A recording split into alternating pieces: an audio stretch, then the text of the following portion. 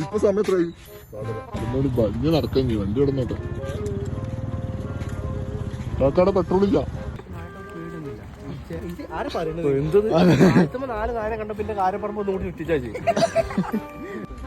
മഴ പെയ്തു ഗൈസ്.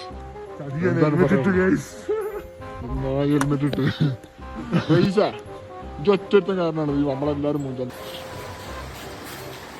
€7 എണ്ണ അടിക്കണോ? എന്താണ് പയറിന്റെ അളവിന് വില ടോപ്പ് വാങ്ങാതൊക്കെ 2 എന്നാലും ചാർജ്. ഇതിവിടെ വെച്ച് പിന്നെ നടക്കേണ്ടി ഒരു 5 കിലോമീറ്റർ അങ്ങോട്ട്. ടൈം എന്താ 2:56.